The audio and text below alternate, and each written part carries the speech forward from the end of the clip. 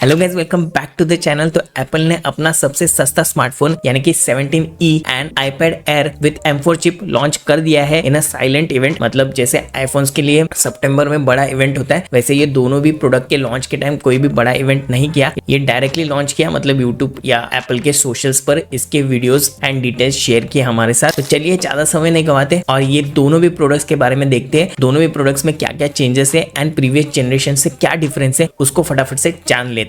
वैसे एप्पल का सबसे सस्ता स्मार्टफोन यानी सस्ता नहीं होता, बट उसको डिटेल में हम लोग आगे वीडियो में जानते हैं।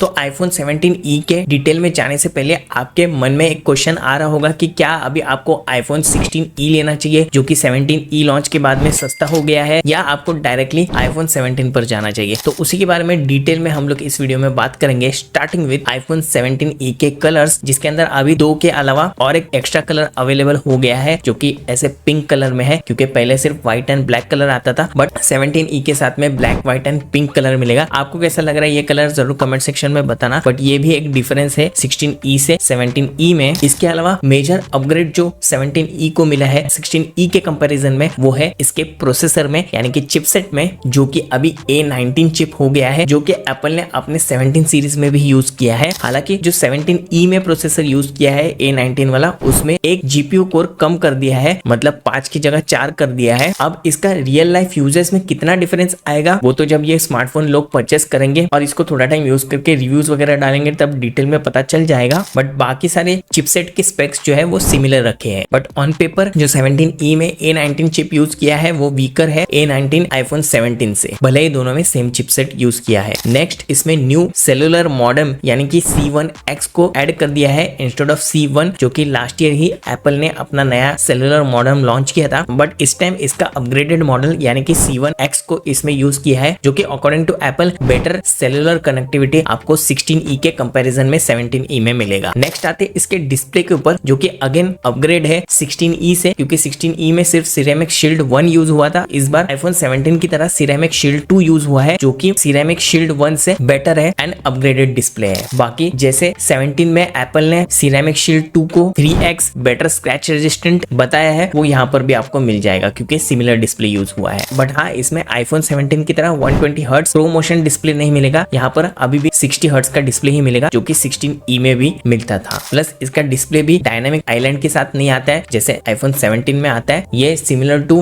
iPhone 16E ही रखा हुआ है, दैट इज नॉच डिस्प्ले। और फ्रैंकली बोलो तो ये अभी काफी पुराना डिस्प्ले लगता है compare to this iPhone 17 dynamic island display. आपको क्या लगता है कमेंट्स में जरूर बताना। नेक्स्ट आते इसके कैमरा के ऊपर, जो कि 16E की तरह ही 17E में भी 48 मेगापिक्सल का है और सिंगल कैमरा सेटअप ही आएगा, डुअल कैमरा नहीं आएगा 17 की तरह, जिसकी वजह से आपको 17 के कंपैरिजन में बहुत सारे कॉम्प्रोमाइजेस देखने को मिलेंगे। बट 16E के कंपैरिजन में यहाँ पर थोड़े बहुत फीचर्स में एनहांसमेंट किया है, जैसे कि 17E में next gen portrait focus and depth control add कर दिया है, जो कि 16E में नहीं था। बट बाकी सारे camera hardware and features similar रखे हैं, जो कि पहले भी आपको 16E में मिलते थे। नेक्स्ट आते हैं वायरलेस चार्जिंग के ऊपर, तो इसको भी काफी ज्यादा इंप्रूव कर दिया है in comparison to 16E। That is यहाँ पर अभी मैगसेफ वायरलेस चार्जिंग को ऐड कर दिया है, जिसकी वजह से अभी आप जब भी अपने 17E को कोई भी मैग चार्जर पर ऐसे चार्ज करने के लिए अटैच करोगे तो वो गिरेगा नहीं, क्योंकि यहाँ पर मैग्नेट्स आ गए हैं। प्लस इसका चार्जिंग स्पीड भी 15 watts wireless and 20 watt with wire हो गया है, जो कि 16E में जी चार्जिंग आता था, जो कि सिर्फ 7.5 वॉट का वायरलेस चार्जिंग सपोर्ट करता था। बट हाँ, अगर आप इसको 17 को कंपेयर करोगे तो 17 में आपको और फास्टर चार्जिंग स्पीड मिलता है, that is up to 30 watts wired and 25 watts wireless. But हाँ, 17E में मैगसेफ ऐड करने से now you can use all your MagSafe cases, wallets, wireless chargers and more with your 17E as well, just like iPhone 17। Next आते हैं storage के ऊपर, जिसमें काफी ज्यादा डिफरेंस दिखाई दे रहा है। दैट इज 17E अभी 256GB से स्टार्ट होगा, नॉट फ्रॉम 128GB, जो कि मेरे हिसाब से काफी बढ़िया अपग्रेड है, स्पेशली इन दिस इकोनॉमी जहां पर AI की वजह से रैम एंड स्टोरेज के बहुत सारे लफड़े हो गए हैं, मतलब बहुत महंगे में परचेस करना पड़ रहा है। हाँ, बट रही बात प्राइसिंग की, तो जैसे इंटरनेशनली 17E का प्राइस $599 ही रखा हुआ है, जो कि 16E का भी था लास्ट ईयर, बट इस बार आपको 128 GB की जगह 256 GB मिल रहा है। बट इंडिया प्राइसिंग की बात करें तो प्राइसिंग को बढ़ा दिया है, दैट इज 16E 128 GB 59,900 का आता था एंड 256 GB 69,900 का। बट 17E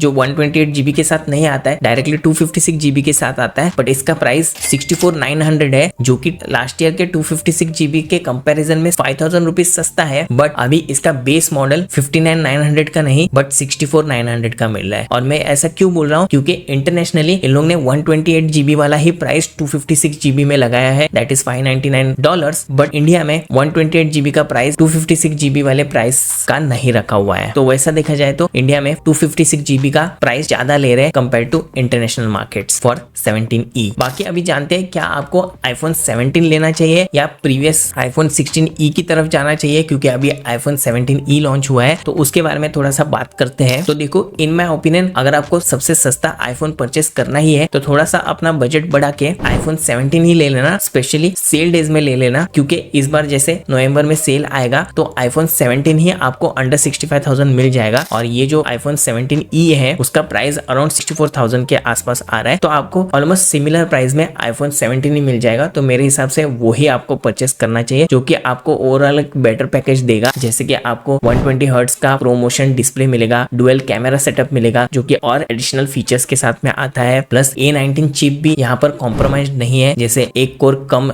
आपको 17E में मिलता है, plus centre stage camera feature जो सेल्फी कैमराज में iPhone 17 में डाला है वो भी यहाँ पर 17E में नहीं है। तो 1-2 हजार कम ज्यादा से आपको 17E नहीं परचेस करना चाहिए, आपको 17 की तरफ ही जाना चाहिए। बट हाँ, अगर आपको इमीडिएटली कोई स्मार्टफोन लेना है और आपका बजट 80,000 के आसपास नहीं है, अभी लेना है, तो अभी तो 17 आपको इतने सस्ते में नहीं मिलेगा, सेल डेज में सस्ते में हो सकता है, तो आप डेफिनेटली iPhone 17E परचेस कर सकते हो। और 16E क्यों नहीं लेना है, क्योंकि 16E में जो बहुत सारे फीचर्स अवेलेबल नहीं है वो 17E में एनहांस कर दिए हैं, प्लस 16E का चिपसेट भी पुराना हो गया है, प्लस उसमें स्टोरेज भी आपको कम मिलेगा, दैट इज सिर्फ 128 GB। और अगर आप वीडियोस एंड फोटोज के लिए मतलब कंटेंट क्रिएशन के लिए 16E को परचेस करोगे, क्योंकि आपको बेटर कैमरा क्वालिटी चाहिए, तो भी आपको 128 GB कम पड़ेगा। और एक्सटर्नल ड्राइव्स तो आपको पता ही है AI की वजह से कितना महंगा मिल रहा है, तो आपको स्टोरेज में भी प्रॉब्लम आएगा और बहुत सारे जो फीचर्स मैंने अभी डिस्कस किए वो भी यहाँ पर कम है। तो 16E का कोई चांस ही नहीं बनता परचेस करने का, भले ही वो सस्ते में आए। तो अंडर 65,000 आपको डेफिनेटली iPhone 17 ही लेना चाहिए, 17E भी आपको कंसीडर नहीं करना चाहिए। मे बी अगले साल या उसके अगले साल जब इसका प्राइस और कम हो तब देख सकते हैं, बट तब तक 17E को भी एप्पल अपग्रेड करते जाएगा। मेरे को लगता है कि ये बजट स्मार्टफोन एप्पल कंटिन्यू करेगा, तो 17E के बाद में 18E या 19E भी आ सकता है, तो तब के तब देखेंगे। But for now my first recommendation will be iPhone 17 instead of 16E और 17E। बाकी आपका क्या ओपिनियन है इसके बारे में जरूर कमेंट सेक्शन में बताना। अभी बढ़ते हैं सीधा iPads के ऊपर। So similar to iPhone 17E, Apple ने अपने iPad Air के लाइनअप को भी M4 चिपसेट से साइलेंटली अपग्रेड कर दिया है। तो क्या है इसके अंदर खास? Obviously there is a new chip that is M4 chip, but बाकी क्या नया है या प्रीवियस जनरेशन के कंपैरिजन में इसमें आपको क्या डिफरेंस मिलता है, आइए फटाफट से जानते हैं। But before starting this video आपको बता दूं, एप्पल के iPads में दो मेन iPads होते हैं, that is iPad Air and Pro,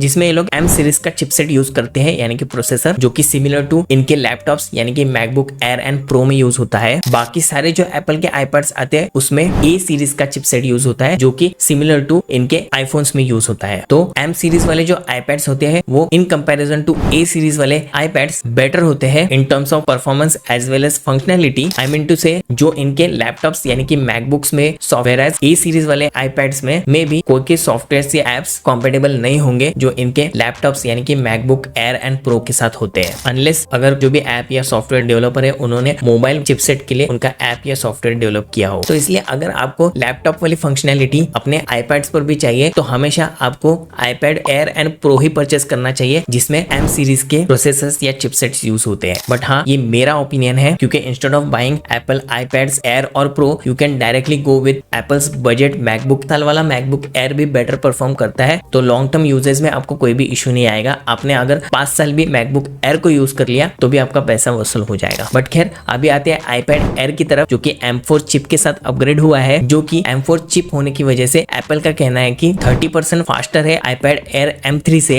and 2.3x faster है than iPad Air M1 M1, versus इसमें अभी वाईफाई 7 का सपोर्ट मिलता है जो कि iPad Air M3 में वाईफाई 6E का था, जिसकी वजह से अगेन आपको फास्टर परफॉर्मेंस मिलेगा in wifi connectivity. Plus iPad Air M4 में आपको नया वाईफाई चिप भी मिलेगा, दैट इज N1 चिप, जो कि एप्पल ने खुद से इन हाउस डेवलप किया है। And similar to iPhone 17e यहाँ पर भी आपको C1X का न्यू सेलुलर मॉडेम चिप भी मिलेगा, जो कि अगर आप वाईफाई प्लस सेलुलर वाला iPad लेते हो तो बेटर कनेक्टिविटी के लिए हेल्प करेगा। बाकी रैम में भी यहाँ पर एनहांसमेंट हुआ है, मतलब iPad Air M3 में आपको स्टार्टिंग रैम 8GB से मिलता था, बट यहाँ पर 12GB कर दिया है। एंड मेरे हिसाब से ये एप्पल इंटेलिजेंस के लिए किया होगा, जो कि हम लोग को जब iPhone 18 लॉन्च होगा उसके इवेंट में एप्पल इंटेलिजेंस विद जेमिनी क्या अपग्रेड मिलता है वो देखने को मिल जाएगा। मेरा कहने का मतलब है कि एप्पल इंटेलिजेंस में काफी सारा इंप्रूवमेंट एंड अपग्रेड्स आएगा, तो उसके लिए ये पहले से ही प्रिपरेशन कर रहे हैं, तो रैम वगैरह अपने डिवाइसेस में बढ़ा कर दे रहे हैं। बाकी सारे जो M3 के फीचर्स है वो आपको M4 में भी मिलेंगे। यही कुछ चेंजेस थे जो कि आपको iPad Air M4 में दिखाई देंगे। बाकी आगे जाके अगर और कुछ डिफरेंस मेरे को पता चलता है तो मैं डेफिनेटली आपको community post and WhatsApp channel पर अपडेट कर दूंगा। बट आते हैं इसके प्राइसिंग के ऊपर, जो कि अभी वाईफाई ओनली मॉडल का 64,900 रुपीज है एंड वाईफाई प्लस सेलुलर का 79,900 रुपीज है, जिसके अंदर फिजिकल सिम का सपोर्ट नहीं बट ई सिम का सपोर्ट आता है, जो कि अगेन बढ़ गया है iPad Air